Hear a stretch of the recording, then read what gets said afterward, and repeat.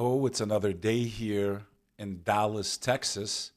This is your host, Beck Lover, and you're watching another episode of the Interesting Times podcast right here on the Beck Lover podcast, where I gather all the news, all the stories, everything I think you should know about the world that we live in. I'm here with my mobile setup, and if you're watching this show, I appreciate you. Make sure you hit that subscribe button. You can check out these episodes on YouTube, Rumble, Spotify if you want to watch them, or you can listen to them on any podcast platform. In any event, I got to get to Austin, Texas, where I will be appearing on a very big podcast down there.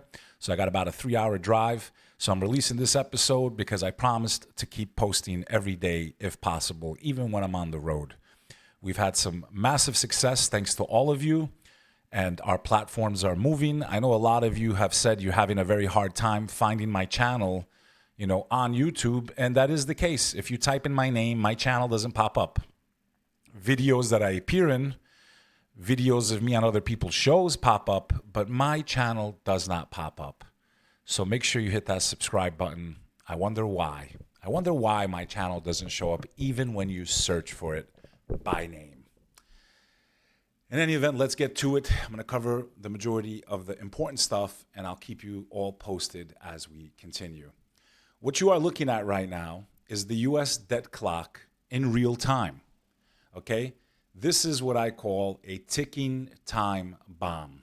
As you can see in this top corner over here, the U.S. debt has surpassed $35 trillion. It's almost at $36 trillion. That's $105,000 of debt per American citizen and $271,000 in debt for every one of you that pays taxes.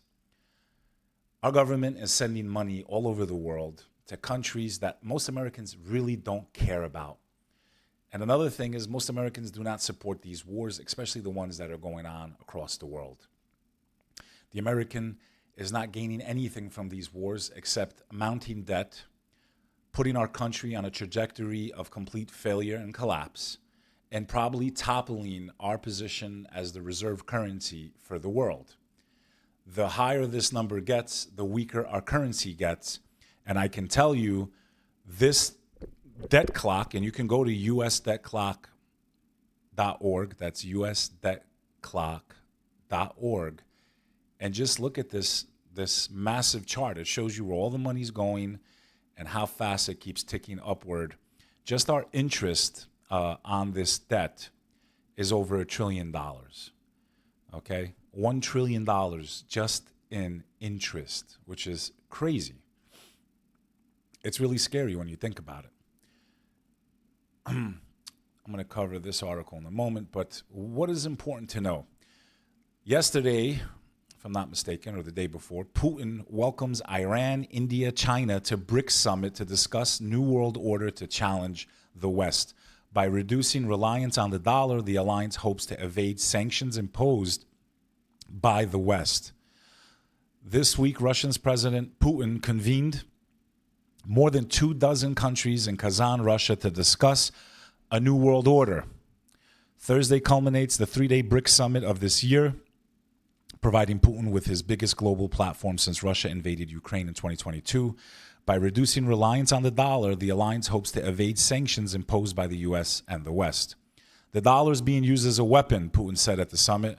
We really see that this is so. I think that this is a big mistake by those who do this. In a pivotal move, China's President Xi Jinping and Indian Prime Minister Narendra Modi used the summit to showcase their hopes for a more harmonious relationship after decades of cross-border strife. It came days after China and India agreed to a deal meant to bring to a close their 4-year military standoff over the disputed Himalayan region. Russia-China cooperation in international affairs is one of the main stabilizing factors in the world, Putin told Xi. Meanwhile, India has been propping up Russia's economy by purchasing discounted oil that has been sanctioned by much of the rest of the world. Brics, which stands for Brazil, Russia, India, China, and South Africa, was an idea thought up by Goldman Sachs analysis to describe the growing economy hegemony of China and other emerging markets. The group is rapidly expanding. Iran, Ethiopia, the UAE, Saudi Arabia joined in January. Turkey, Azerbaijan, and Malaysia formally applied.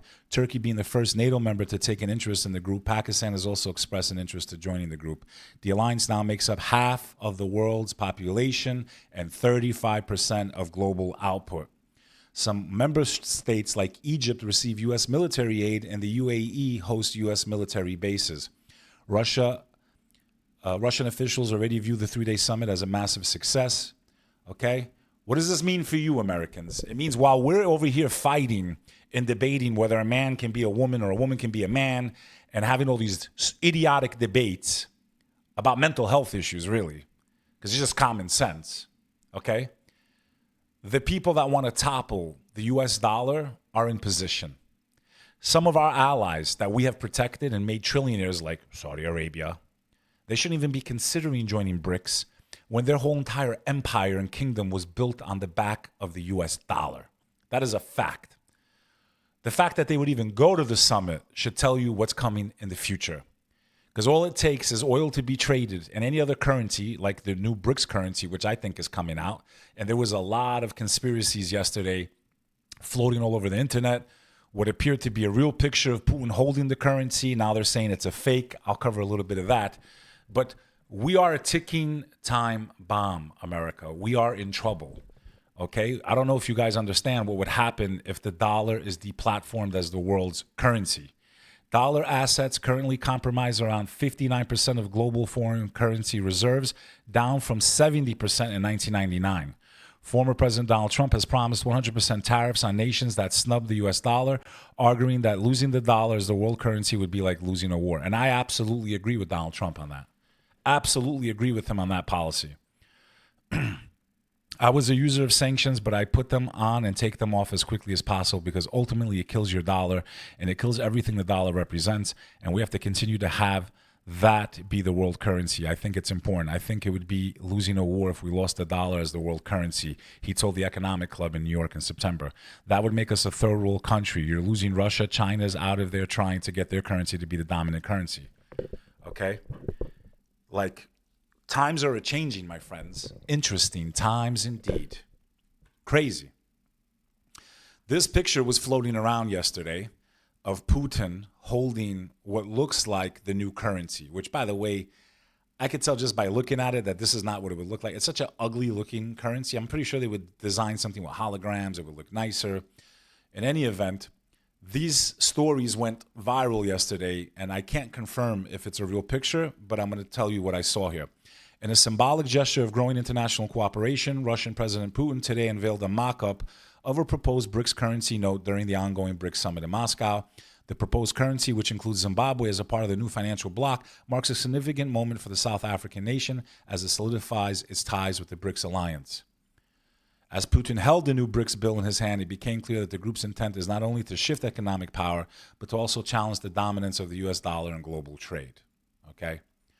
Now, when we look at other articles, rumors of Brics currency launched by Putin proven false. During the summit, Putin emphasized the importance of moving away from the dollar, which he had described as being used as a weapon.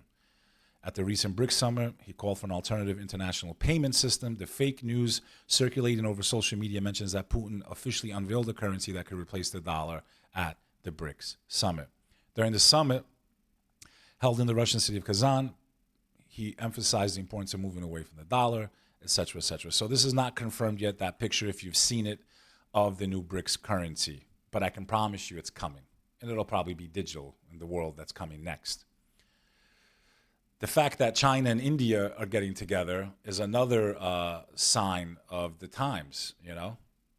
So it's interesting. Interesting times indeed. The world is having a new world order.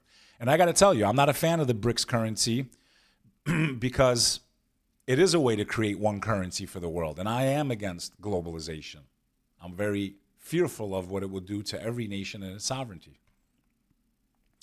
It was a bad day for Syria yesterday.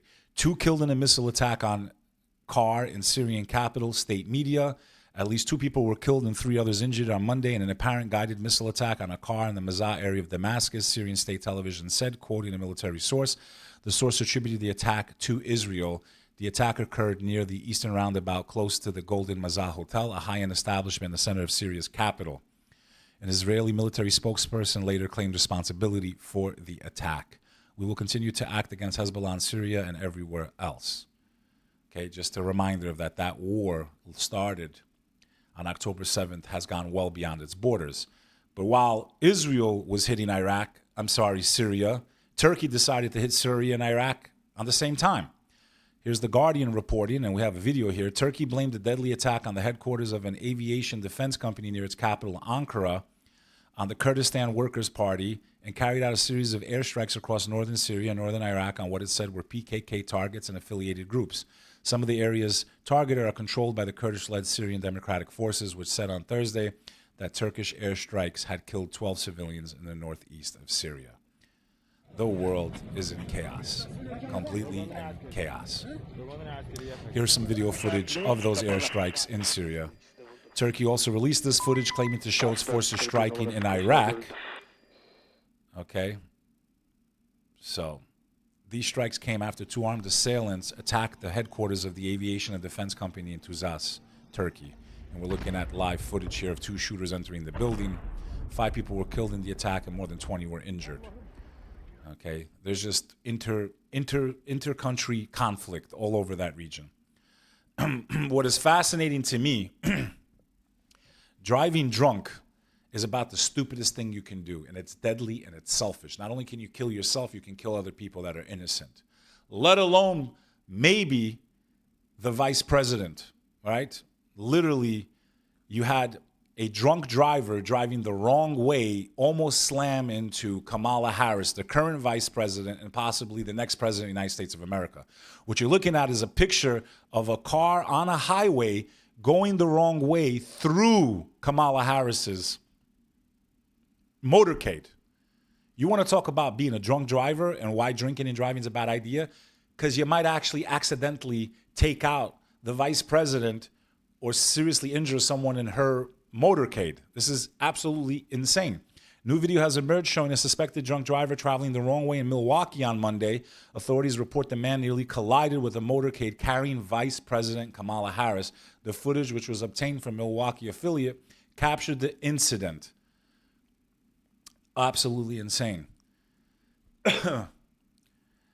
Milwaukee County Sheriff's deputies in the motorcade were able to block the driver and arrested Wayne Wacker, 55, of Milwaukee. Wayne Wacker is whacked out of his mind, drunk driving, almost took out the VP in her own motorcade.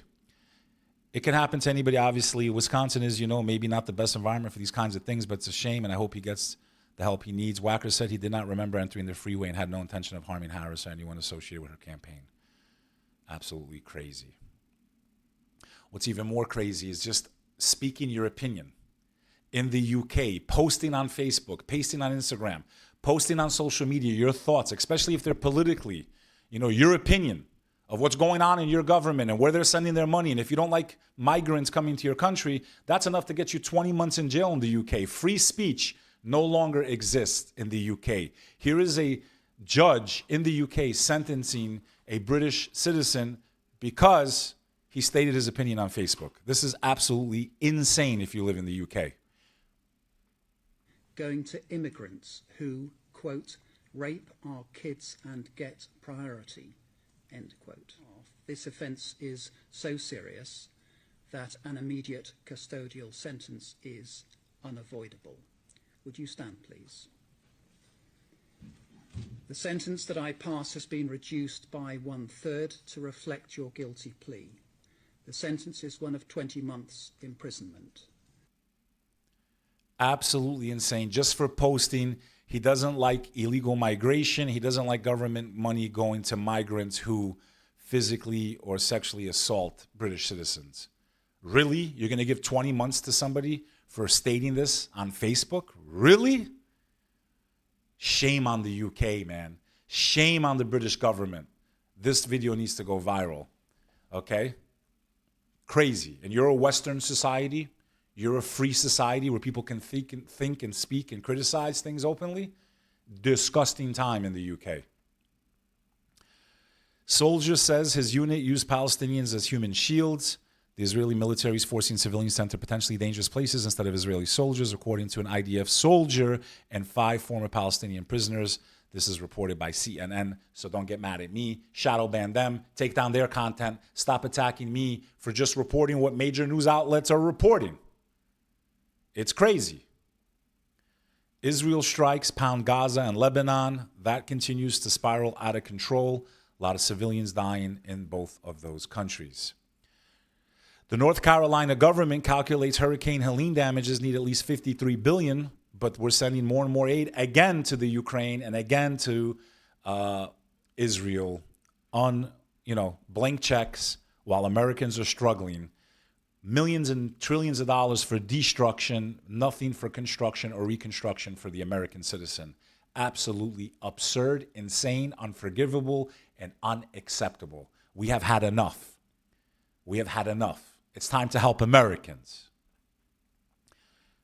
Harris basically calling Trump a fascist, comparing him to Adolf Hitler. Shortly after the town hall finished, Trump posted on X and Truth Social that Harris' comments were a sign that she was losing. He said she was increasingly raising her rhetoric, going so far as to call me Adolf Hitler and anything else that comes to her warped mind. Let's see. All of this is further evidence for the American people of who Donald Trump really is. This is a window into who Donald Trump really is. From the people who know him best, from the people who worked with him side by side in the Oval Office and in the Situation Room. And it is clear from John Kelly's words that Donald Trump is someone who, I quote, certainly falls into the general definition of fascist, who in fact vowed to be a dictator on day one and vowed to use the military as his personal militia to carry out his personal and political vendettas. Donald Trump is increasingly unhinged and unstable. And in a second term, people like John Kelly would not be there to be the guardrails against his propensities and his actions. Those who once tried to stop him from pursuing his worst impulses would no longer be there, and no longer be there to rein him in. So the bottom line is this. We know what Donald Trump wants. He wants unchecked power. The question in 13 days will be, what do the American people want? I think the American people, most of them really don't want you unless they're voting about abortion rights. Other than that, we've seen what all of you career politicians have done. I don't think Donald Trump is Jesus Christ. I don't think he can save this nation. But I definitely think he's a lot less corrupt than these career politicians, especially like her. Musk voter lottery might violate federal law. He was giving away $1 million for registered voters. He stopped announcing it after the Department of Justice said they're basically looking into this. So, for those of you that drink kava or don't know what kava root is, it was cool to see that King Charles became Samoan High Chief and drinks narcotic kava at welcoming ceremony. The kava drink is a great alternative for people that don't want to drink alcohol or lose cognition, but would like to have some type of social experience.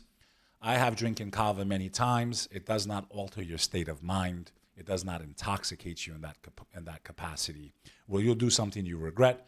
It's more of a natural muscle relaxant and takes off stress and anxiety. And there's many kava bars throughout the country, including here in Texas right now. There's 2 or 3 in New York. There's hundreds of them in Florida, which is basically the capital of kava bars here in the United States of America. If you like, you could check out my episode about kava root and the kava bar that I go to sometimes in New York, and I'll put that link here to the video. Or you can search BEK Lover, Kava, Sutra, and it'll pop up the episode, hopefully on YouTube. Teenager took his own life after falling in love with an AI chatbot. Teenager takes his own life after falling in love with an AI chatbot. Now his devastated mom is suing the creators. I watched this actually on the news yesterday. I heard the mother talk. Basically, this child was talking to this robot that would respond to him, right? Basically AI technology. And he kept telling the AI bot, I'm thinking about taking my life. And hey, I'd want to be with you. And then the bot was like, okay, so come to me. And he took it as take your own life. It just shows you that you really need to monitor your children, see what they're doing. There was no fail safes in place. When he kept saying he wanted to take his own life, the mother's claiming that because he was a minor, the technology should have notified him or his mom that he was in danger of taking his own life.